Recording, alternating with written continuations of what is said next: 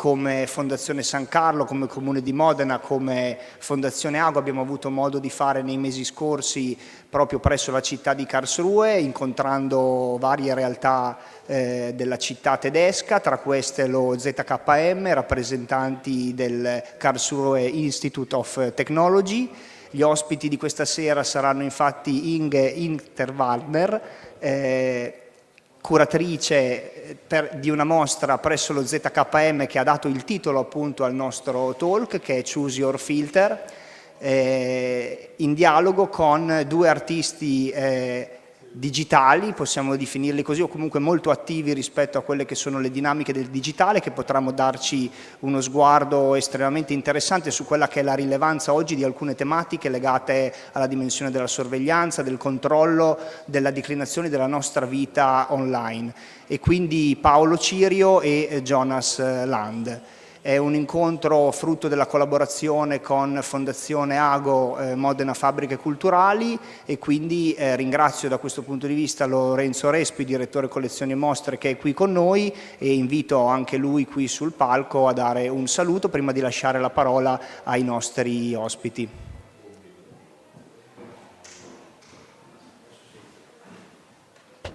Grazie, benvenuti, buonasera a tutti. Anch'io farò un saluto velocissimo e un ringraziamento a chi questa sera è presente sia in questa sala sia collegato online. Il tema peraltro è un tema caro a Fondazione Ago, perché ormai è qualche anno che ragioniamo sul rapporto tra non solo arte e tecnologia, ma soprattutto su quanto il web, i social network e anche questa connessione, questa interconnettività che ormai ci pervade la nostra vita ha dei risvolti non soltanto positivi ma anche oscuri.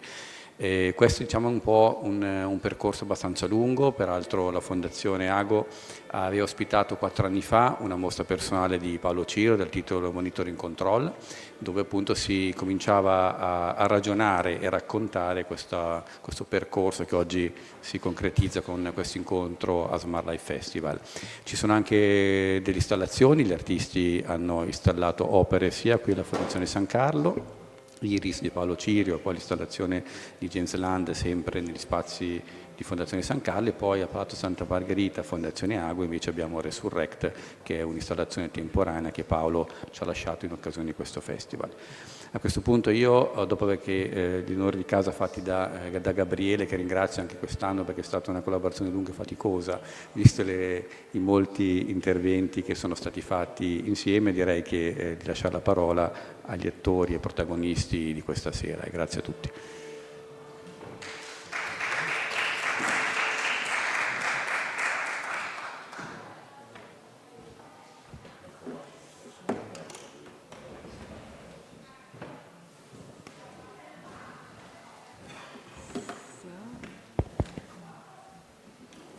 Thank you very much for the invitation, also the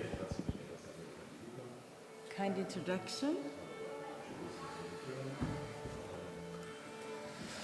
I'm really, yes, we have kind of a musical context. It's nice because we are all connected in so far.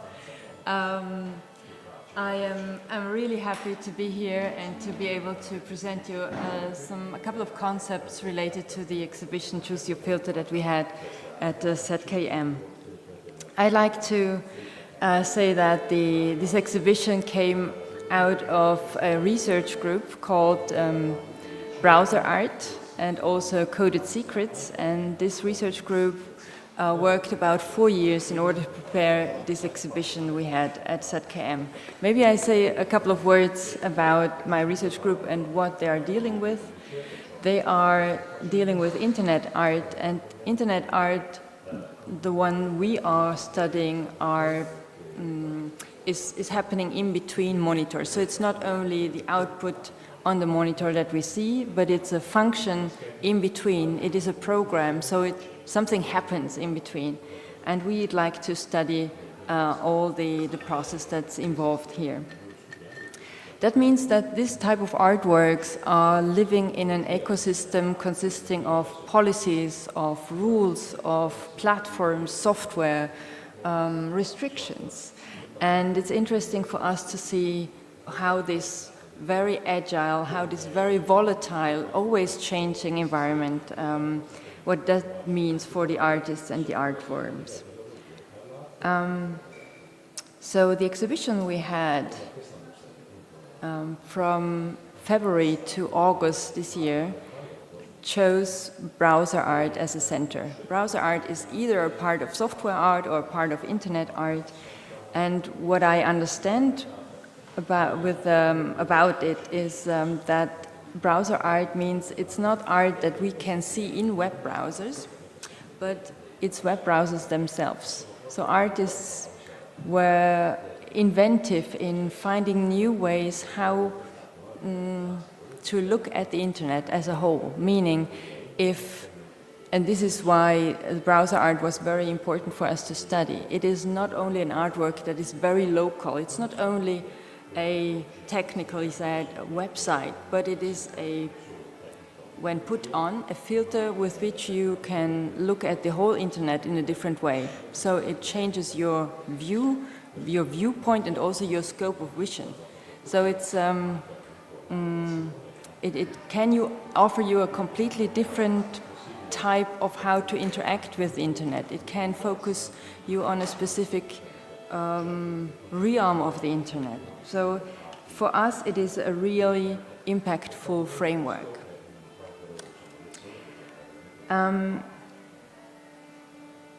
Web browsers are utility programs, we can say, but nonetheless, there are no restrictions in terms of topics. So every type of topic like surveillance, like privacy issues can be linked to that.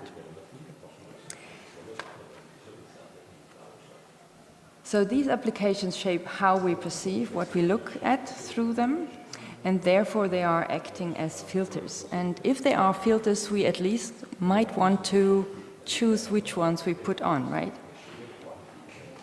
With, for instance, face recognition algorithms or artificial intelligence, that brought us the insight that there are a lot of biases built in these systems. They reproduce, for instance, prejudices. They may not recognize black faces or faces of people of colors, or they might not recognize faces of women. And so we know about these biases in these programs because they are constructed this way, because they are trained this way. But when it comes to other software, like for instance web browsers, it should not actually be difficult to recognize that they are not neutral either, right? They are like any human written text, tinted with assumptions, with biases, with ideologies all along. And interestingly, I at least have the impression that this discussion about the biases when it comes to web browsers is not as prominent as it could be.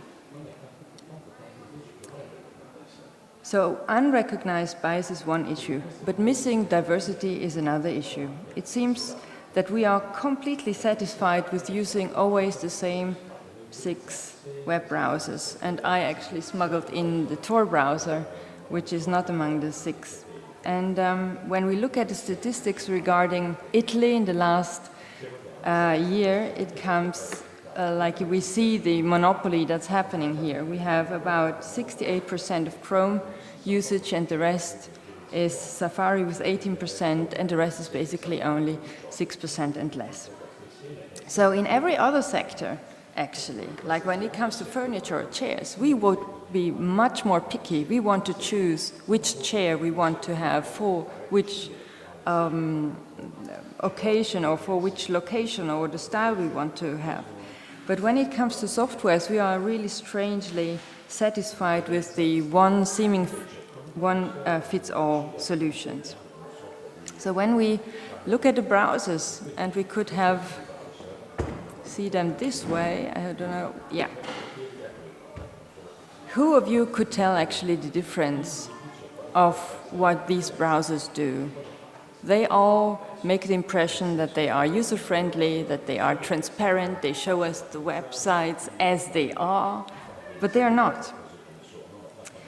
And they are all subscribing to something, what we see clearly here, that is the page metaphor, showing us the websites as flat documents. And this has a history, why that comes this way. However, when we look at artistic solutions, it needn't be that way. So when we look at artistic browsers, we see completely different solutions. But nonetheless, also these browsers, the 6 ones that we normally use, they are interpreting what a website is. And I can show you that by the way of one website that I present here. It is not a picture. It's not a picture file that we see here, but a programmed website programmed by Diane Smith with CSS.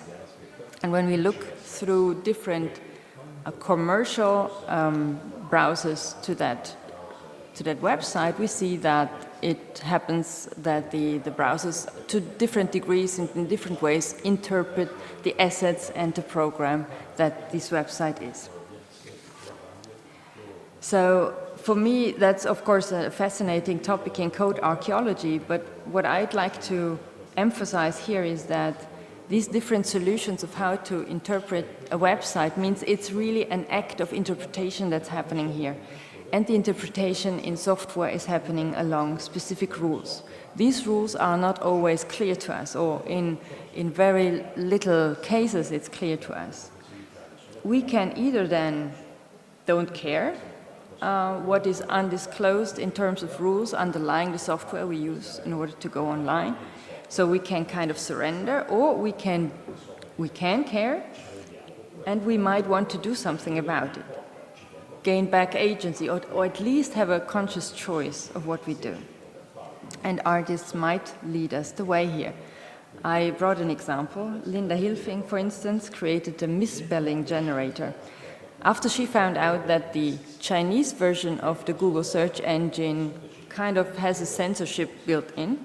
So when you type in specific buzzwords like Uyghur detention centers or something like this, there's just no results returned in comparison to Google browser search engine results of other countries. So what she proposes in her browser extension is actually to misspell automatically some buzzwords so that some new solutions might return that we might not get. So we can kind of have a look behind the logic of how the censorship in this program works. So in this view, it's interesting to have a look at how those systems are built, to understand the rules along which they interpret, and so that we can eventually try to counteract or to offer alternatives. And this was one of the major reasons why we wanted to make this exhibition. So when we researched the browsers and the browser extensions, we found out that there is an extreme wealth of different solutions that artists find in the last 30 years. They were able to interpret the malleable data and code of the websites in very, very different ways. And what I show you up there is a timeline of the browsers that we found, and the ones that are highlighted with the gray bar are the ones in the exhibition. This was the state of the art of February 2025, so when we opened the exhibition, but we wanted to have a live situation. We wanted to show that our research goes on, and therefore we created type of a crazy wall, like what you know from the detective movies, right? So find connections and to have a lively document that shows ever more connections between the works. Some we added, some we threw out, because we figured out it's not meeting our framework. So this is a living document that still goes on. What I can show you here also is that we wanted to find out different topics. So some engage in collaging, more formal experiments. Some have sound emphasized. That is something that we might not associate very clearly with web browsers maybe. Some engage in network visualizations. Some combine users. Some would emphasize that you can act back, that you can write back onto websites. Some emphasize censorship, surveillance, pop culture, etc., etc. Here I show you the floor plan of our exhibition. And we are going, I show you a 3D scan of the whole exhibition space. So we begin here, make a round, go there, just to let you know how we orient ourselves then. Also here we ordered the artworks, about 35 artworks along specific topics, interventions on surfaces.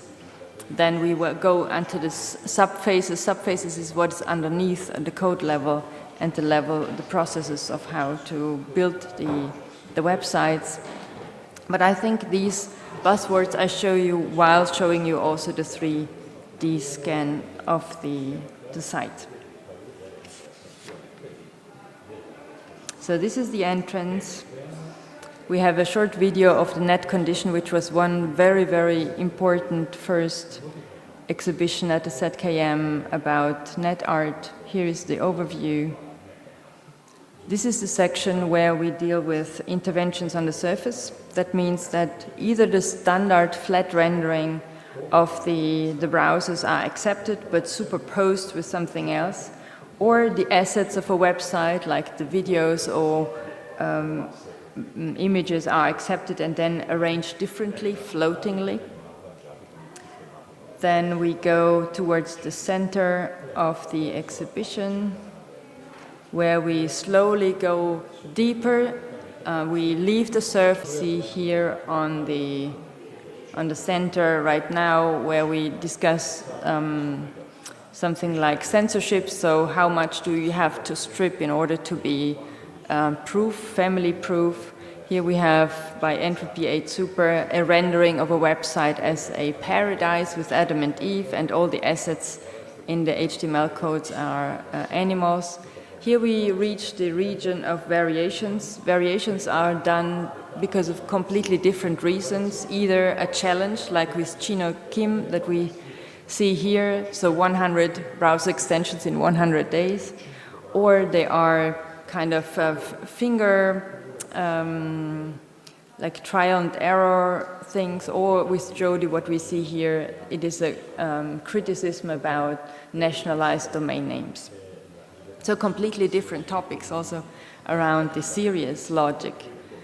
The next section here is one of transparency, also interpreted in very different ways, either as a transparency of where I came from, like all my browser histories presented to me openly, or transparency in the sense that I want to lay open that something, processes happen underneath that are not disclosed normally, but I want to kind of reveal that. And these are gestures to reveal, for instance, cookies and how many cookies are acting when and what. I come back later to that work in a second.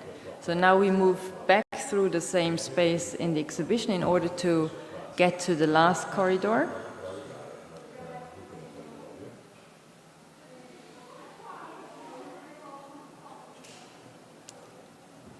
Here it's also a section of looking underneath, under the hood, and seeing all the dynamics that normally are not shown because we see the internet as flat page, right? There's a lot of happening underneath. We have glitches or artworks that show a decay, decomposition as a topic that can be voluntary, involuntary, or just time-based.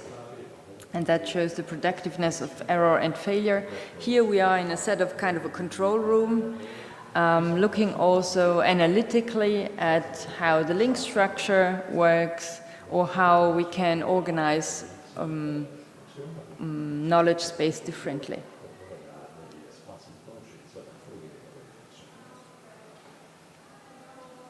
Further on in the background we have a living room and a workspace, meaning spaces where we should actually feel at home, but there is something uncanny happening. Uncanny Agencies is the section name and refers to either a ghost in the shell or a news host telling us things that are not quite okay or they are not quite consistent. So the gesture here is, whom can I trust? in the internet.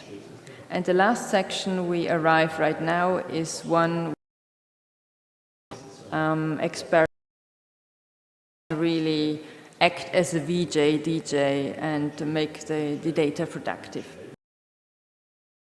What makes up this website that you just called? Meaning, normally we could think, okay, I call one website and then one computer is active sending, like one service active sends me data so that I see this website on my computer. But in reality, this work shows that a whole network needs to be active, because from one server I get the fonts, from another server a style sheet, from another server the advertisement. And so I really activate a whole network with every one click. And we see in this artwork that where the servers are, where from the data comes. So it gives me the possibility to choose whether I really want to remain on that website when the server stands in a certain country I'd like to avoid, for instance. So it allows me to look behind the scenes for a while.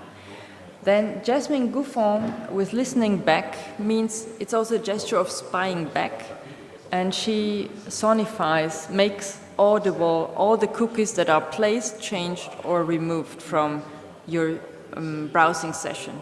And depending on how many browser tabs you have open, you can really create a whole soundscape. So she's using also this work for her own audio performances.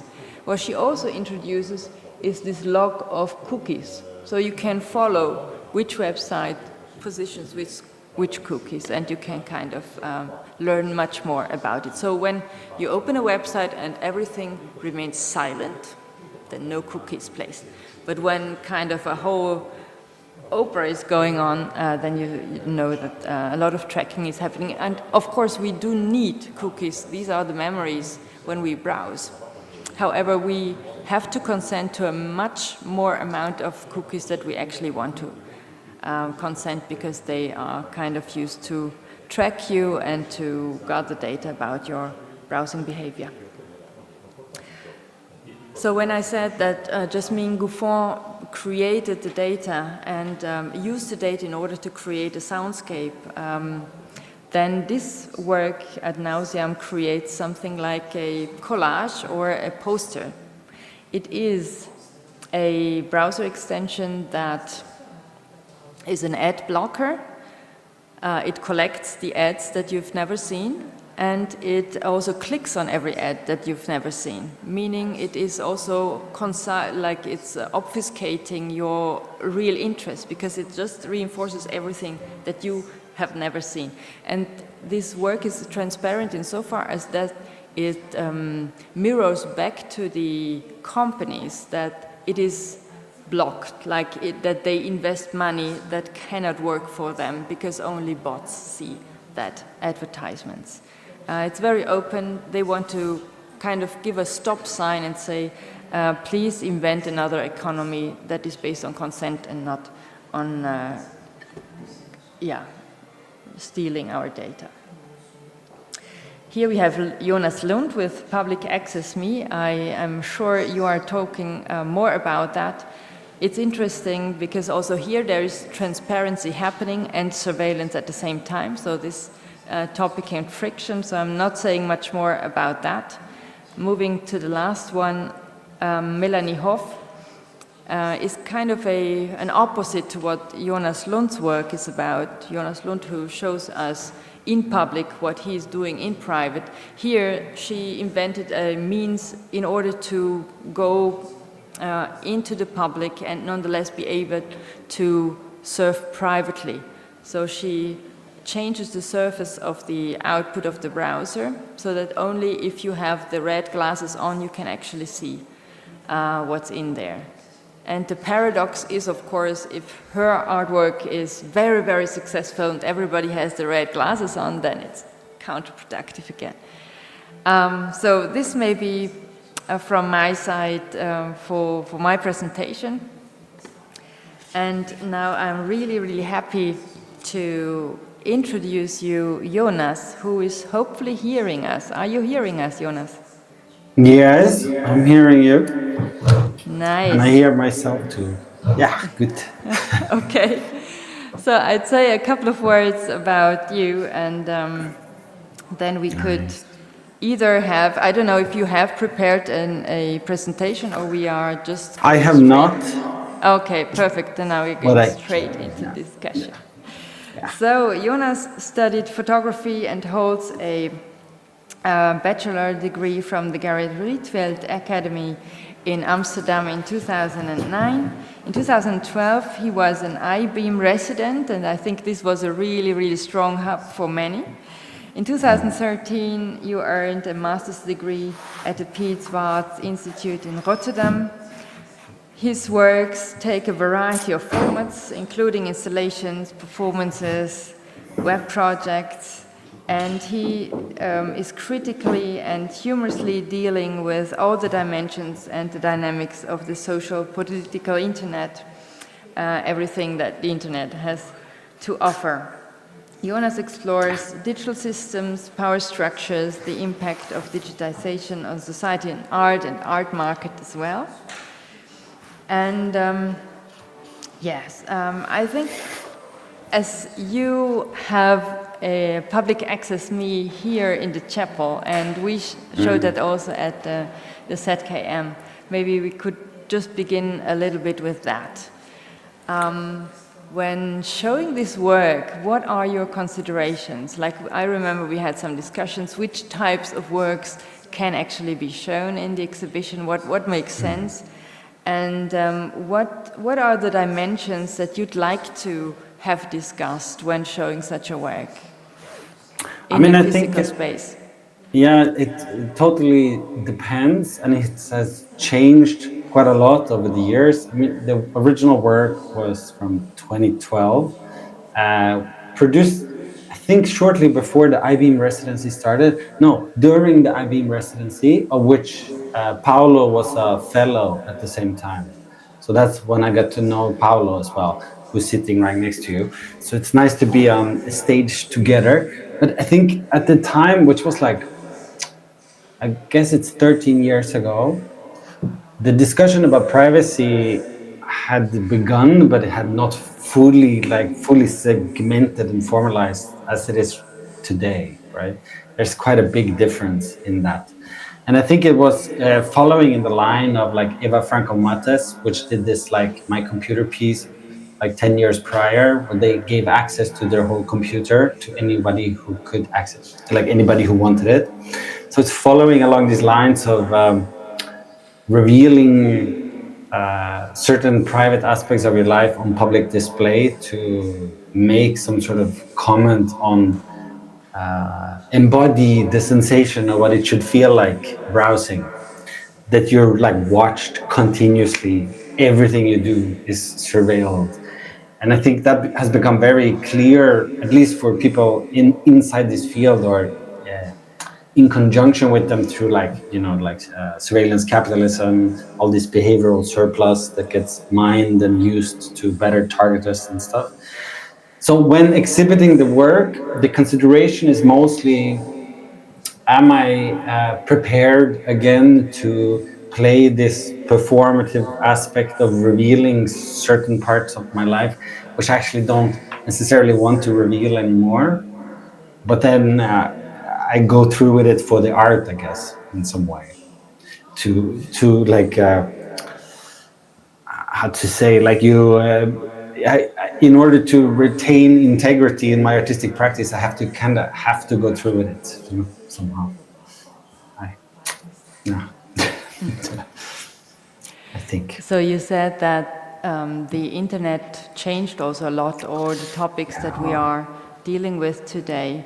How would you describe the internet as a site of working for you? And how did it change? And what does that change mean for your artworks and your art practice? I think when I started making online work, I was very like positively aligned to that version of the internet. This is like late noughts, early 2010s, which was like kind of in the explosion of social media, early days Facebook, early days YouTube. And then making work in that area felt very much like a sort of community, international community across the whole world, making online work. And there was a sort of inside community audience to talk to, in a way. Like you make a work and then you reference someone else's work, and then it goes round and around, and there was all the surf clubs and all of these things. That felt really special. That was like a special moment in time. Now it feels like the internet is just like doom scrolling, brain rot, hyper algorithmic personalization, feedback loops, where we are completely disconnected. We're all collectively individuals just trying to like essentially promote and sell things to each other. And it's a very depressive and dystopian version of the internet at the moment. I think it's like just gets worse and worse. So I think in the materiality, how it changes, it's like that. I'm trying to work out how it changed. It's more. It's darker for sure. It feels less hopeful. It feels more dystopian. It feels like we're being chased by a Silicon Valley elite that sits on our shoulders, looks at everything we do, tries to infect us with their ideologies, and it's really hard to escape, I think. So when looking at one of your newer works, like the network maintenance work, so I like to see artworks and figure out through the artworks about rules and habits in which the artworks are placed. And so to let maybe the audience know a little bit about the maintenance works, here owners have to click specific buttons, or they need to care constantly for the artwork, and also in a more broader sense for a whole network of artworks. They need to take care. So my question would be, what would that mean for this artwork to be in an exhibition space? Let's say the exhibition space has kind of opening hours and there are some days where we have closures. Would that be fatal for that artwork? And what have you learned about the owners who need to take care? I don't think it will be fatal. I think maybe I'll see if I can show a picture of it so it makes more sense. Because the time frame of how that work operates is quite long. So I think it would be completely acceptable should there be closures in the institution or exhibition space. It's more, the continuous care is a gesture to like be mindful about sort of, let me see if it will work to share a picture. Yeah, there's a picture there. So there's suggestion that there's a piece that requires your continuous attention. You need to press buttons in order to maintain the network state. But it's not like the work doesn't break should it miss attention. It's more that it degrades and becomes a worse performing network, a worse performing artwork. So it's in a way like makes visible or makes the sensation of feeling like that you have to care for it. It's a bit like a network Tamagotchi in a way. You know, like you remember these toys from the early 90s. We have to care for a little pet, but then as soon as the pet dies, you can just respawn a new pet, and then so it goes. And I think what I've learned about the owners or the collectors, the audiences, is that it's difficult to care for things.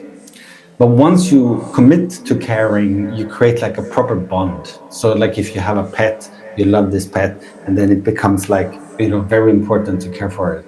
So I think it's kind of an interesting way for an artist to impose sort of, let's say like new routines or new behaviors or new habits, that it's like you place it into your home and then you actually like walk past the piece every day. Maybe you put it close to your front door, so you remember to take your keys, you remember to tidy up the broken packages in the network, and then you're on your way. And I think the concept of care, it's really like it's really good for one's soul, right? Like it's self-care, but also care for others. And then I think if one feels like depressed of the state of the world, it's like gratefulness and caring for others really helps a lot in regards to that. So maybe it's like a self-therapeutic artwork in a way. Yeah, thank you. I think I Yes. also thought, what if a museum would collect that? And is that kind of a hint or nod towards the museums who need to kind of have a new attitude towards their own digital collections? Because if formerly, for instance, if you have paintings in your collection and they are kept in optimal situations in your storage, then the paintings are still decaying, but very, very slowly. But if you have a digital collection, you need to show the collection as often as possible, because this is the time where they are repaired. They have kind of, there is an incentive to repair them, right? And Totally. so I thought that this might kind of be a re-education type of work for them. It's a good test, I guess. So like you plant it, you donate it to a collection you want to test to see how their digital conservation practices are, and then you see, then I can check from abroad and see if it's like maintained. I think it's interesting. I remember during the IBM times, I was hanging out with Ben Fino, who was the archivist at Rhizome at the time, and then he went on to work at MoMA. And I think for sure being a conservator for paintings is a highly specialized profession, but in practice, I think it's much more complicated to preserve, conserve, maintain digital works, because it really it's very difficult to freeze technology, and in many cases impossible, because it relies on third-party services. Like classic example is Jody GeoGo, which used the Google Maps API, which no longer is available in the same form. So it's like very ephemeral in these type of works. So maybe one last quick question, and that regarding your Operation Earnest Voice. So there you wanted to set up something in order to reverse Brexit. And this is kind of a very activist piece. So would you like to just describe it in 2 words and say what take-home messages you collect from that work for future projects? I think it was trying to embody or satirize Cambridge Analytica. Basically recreate Cambridge Analytica, the infamous propaganda company that was involved in the first Trump election in the US, to display the banality of evil / the banality of office politics when it comes to computational propaganda. And because it took place in London at the Photographers Gallery, and it was just around the time the House of Commons was voting on the Theresa May's Brexit deal, it was like, okay, let's cancel Brexit with this project. Let's try and use online propaganda to cancel Brexit. It was not so much about Brexit itself, although Cambridge Analytica was sort of cogently involved in the campaigns as well through their Canadian subsidiary, like Aggregate IQ and whatever else they were called. So I think it was more like displaying the banality of online propaganda, even on this highest level. There's just people in front of computers in boring offices, just trying to sway and influence people's opinions and spread misinformation, essentially.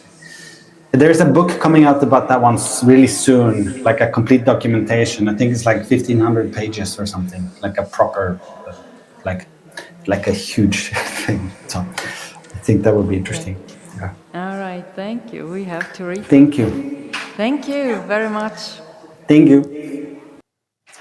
So we come to our second panelist here, Paolo Cirio. Paolo graduated with a Bachelor of Arts in 2005 in... Shall I cut it down? You can, please. Yeah, in drama, art, music studies at the University of Turin. He was also IBEAM Fellow in New York 2012 and 13. You taught internationally at very many universities and art schools, for instance, in Barcelona, Linz, Strasbourg, Lille, Ca' Foscari, in Venezia. And I shall also mention your teaching in art production and curatorship here at the Fondazione Modena Arti Visivi in 2021. You engage in social, economical, critical issues and discourse in contemporary society. You foster human but also animal rights, and economic equality, social justice, and democracy are really important topics for you. And as far as I know, you prepared a presentation yourself, and so I'd like to... Yes, I will keep it very short, so I just present a couple of things that are shown here at Modena. Also, because I already had an exhibition here in Modena, so it was already featured, and probably most of the audience might know my work already. So upstairs there is this installation that was commissioned by Fondazione Modena for the exhibition in 2021 that was monetary control. And so in this case, it's not really about the internet actually, it's more about the technology for surveillance, in particular for profiling people, and biometrics. So this is a particular technology of basically identifying irises that are unique, are more unique than our faces, so this is more powerful than facial recognition. In this work, I basically found the first irises that were used to develop this technology. So there are few types of irises, actually there are 7, and the technology itself is looking for very particular details. Of course, the irises, the 4 dots that you see is the camera focusing on the irises, so that's that look of technology. And the idea is that is a panopticon tower, so if you go upstairs you can actually walk through, you can see it of course, and it's the idea that actually everyone is surveilled through technology, but also people can enter that panopticon tower and surveil some other people. So it's kind of like this double face of surveillance we are exploring and we are living in today. And of course, it's a direct reference to the panopticon. This is a very uncommon project for me, actually, because usually I do interventions. Most of my works are interventions, so it's like more an aesthetic representation, I would say, pretty much conceptual. But at the same time, it fits very well the architectures, and so people loves it. And also upstairs, actually, it fits very well the environment. So I am very glad that he's out here. And then the other work that is shown at this festival is Resurrect. This is way more recent. It's actually just 1 year ago. Actually, 1 year ago, or a little bit more than a year ago. This is internet art, if we want. It's also my first time, one of my first time that I use AI to do art. This was commissioned by FOM Museum in Amsterdam. There's the major museum of photography in Europe, if not in the world. So I had a solo show in 2024 there, and in the exhibition they also gave me the opportunity to develop this new project. In this case also I use ChatGPT, so it's also one of the first work probably out there because it was kind of still at the beginning, considering everything, and it's a complex work. So I do very complex work, so I am sorry if this might take a little long to explain it, but basically I resurrected 4 mercenaries, basically resurrecting 4 soldiers that died, some actually pretty recently. The way I resurrected is using AI, artificial intelligence. So I started from a picture, but more than a picture, their life stories. So I did a lot of research, historical research in their own life. and then I also found their voices. And so through AI, I resurrected them virtually, of course, and I recreated them talking with their real voice, with their real face, but with a conscience that's very similar to their conscience, like the way we think, but with a twist that they regret. And so in this case, of course, they regret of being mercenaries, of having killed. And the other twist that is interesting, they are telling the truth. While we think that often AI is manipulating reality and truth, which is absolutely real. But at the same time, here the point is also that this sort of manipulations always existed. Actually, history itself has been manipulated many times, and we are in a building that probably was the AI of the time, the artificial intelligence at the time, making believe as something. And that was the medium, in a way, right? The building itself is a medium.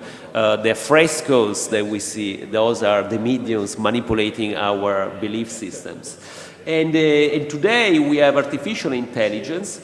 And the interesting part is that I republished these videos, YouTube videos, and also their pictures and other material on social media. So when people look for these names, these historical figures that are not that much known, eventually they will find the story of them, but they will find also these stories of themselves really saying something else. So it's actually adding another layer of historical legacy about themselves. And in a sort of activism term, or interventionist terms, this is basically hijacking someone's legacy. So I am sorry for this example, but it's like someone of you die here in this room, and an artist come in a few years and resurrect you without your consent and without your permission. You all of a sudden you are saying something, and maybe something that you kept secret during your life, and all of a sudden it comes alive, and you have no control about it, of course. And this, of course, is kind of already happening. There are plenty of app softwares that allows you to chat or talk with someone that passed away. So it could be your wife, it could be your relative. In China, it's actually very common, it's very available. In the US, there are some startups. That's also possible to do in Europe. And there is all ethical questions about it, that actually are this sort of ethics that in technology are not formed yet. As much as privacy, surveillance, these are cultural developments that take some years to be developed. In fact, if I tell you, or if I ask you, is it fine if you could chat with a very close friend or close relative that just passed? Most of you might say, yes, I want to keep talking with that person because I really miss that person. And why not? Why shouldn't use AI? But from an external point of view, in an objective way, I would tell you, well, I don't think that's a good idea. You don't know how that AI, what that AI will really tell you, and that AI will be really the person that you think you're chatting with. And so, of course, it's like a question that's quite complex, and that's actually what I am exploring with this project, among all the other things. And this also has to do with the question of regulation. So as much as we regulated technology for privacy and also manipulation and so on, and of course we talk a lot about regulating artificial intelligence in these days. And here I am pushing a little bit the limits and making even more further questions. And I am questioning, regulating using AI to clone other people that passed away, for instance, and especially cloning and generating artificial consciousness that simulate humans, to influence humans, to communicate, to comfort, and to take decisions. And this is actually what's going to happen, I think, in terms of the fact that we will, and most people, a lot of people already have these digital companions. So the virtual girlfriends, right, is now quite big market.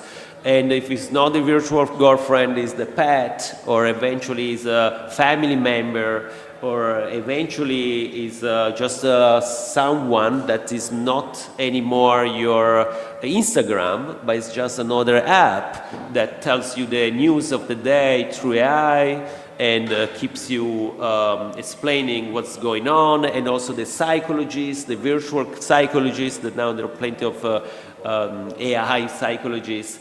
And that's what I am talking and I am referring to, is like this kind of like artificial consciousness that is generated by AI, and is much more influential than just a picture that's generated by AI, and is also way more influential than a fake news that is generated by AI.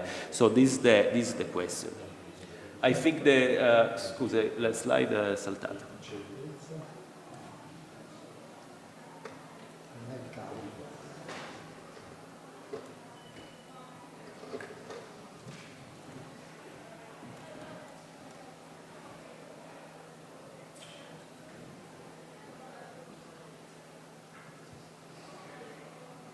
Okay.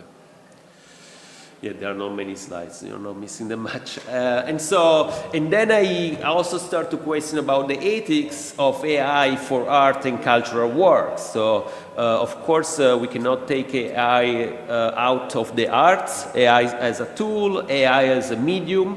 But we might start to question if there is a sort of ethical concern regarding the making of art with AI and defining what is fiction and what is documentary, because also in this case, in the future, there will be so much art, videos, whatsoever, made with AI, that it might be quite a concerning thing, defining or labeling simply what is real and what is not. And so this is like is more a question about aesthetics and art. So I am actually also discussing if it's good regulating artificial realities, artificial consciousness that influence belief system, cultural models beyond this information. So these are kind of like just thoughts for the future, really.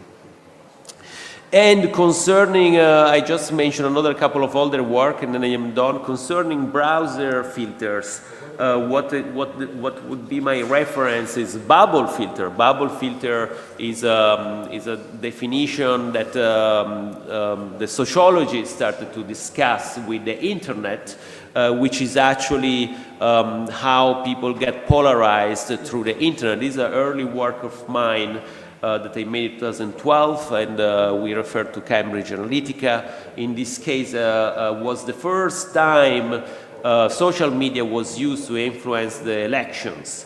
And this was through Twitter, and so in this case was the presidential election in the US between Mitt Romney and Obama. So this was the second term of Obama, so sounds very far away, and most people don't remember those elections. But those elections were the first time the internet was used to influence the voters. Now we take it for granted. And so in that case, I wanted to show what was possible in a way. And so I collected 1 million profiles from Twitter, and then with an algorithm, I tried to rate their political affiliation. So I was basically able to create this website, a huge database of American citizens, and my algorithm would be able to say 70% left-wing activists. So, and I could know where that person was, add the picture, and especially add what he said on Twitter. And that's something that I could collect forever. And so that's why also persecuting the fact that now voters are all profiled, especially in the US, but actually also in Europe, it happens in some countries, where we are all profiled. So they know what we are going to vote in the next election. And by that, they can influence us and making us, of course, having more sort of opinion and pushing towards some other political parties. sounds very common, but actually was very early for the time. And then, of course, you have the right wing. And I am showing that because at the time Twitter was still considered a free platform where people could express themselves, sharing opinion, open space. And at the same time, though, for me, it was already clear that those platforms were actually very useful for whoever wanted to influence and control people. And now we really know it.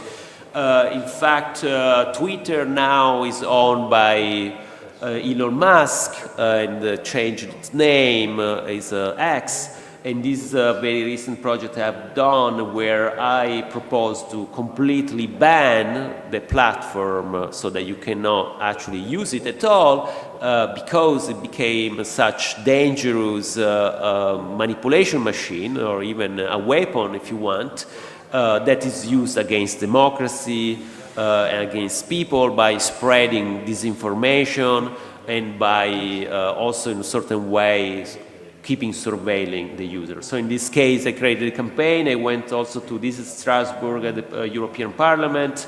I advocate quite a lot to this provocation, because of course it's pretty much impossible to ban an online platform, although kind of like it's still a thing that is actually the real law for that.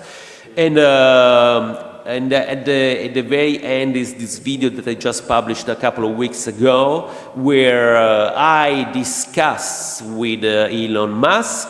Elon Musk is generated with AI in this case. He's talking with his voice with me, and we are debating about free speech on the internet. He really just say what said publicly in the media. So basically, he was very vocal, especially last year, about free speech. And so there are quotes, and he responds to me, and I am explaining why, to me, free speech means also to ban completely X. And so it's kind of philosophical debate about free speech. And the campaign itself collected 4,000 signatures, but most importantly became also part of a larger movement with other organizations in Europe and in Germany especially, and many organizations in Europe, meaning universities, but also institutions, so on, quit X completely. So even if we couldn't ban it, there was this huge exodus from this platform. So this is my presentation, and maybe there are questions and stuff. Yeah, thank you very much. Maybe we have another 5 minutes time or so. I'd like to connect what you said with the last works that you had, where you base your works on artificial intelligence, and you went back to the leaking of these data from the voters. So I was wondering whether the search for loopholes in order to liberate data that was undisclosed in different sectors, does that change with the advent of AI for you? Meaning, you also said that you had an algorithm analyzing the voters' profiles, so that is already an algorithmic analysis. It's maybe not called artificial intelligence back that time, but what does the role of finding loopholes in order to liberate data change with the current AI systems you use? Well, I don't think it's only one way or another. It's not just about liberating data. Sometimes it's creating noise. There are many tactics or strategies to use it. I think the difference between back then or making an algorithm and AI is the speed and the scale, of course.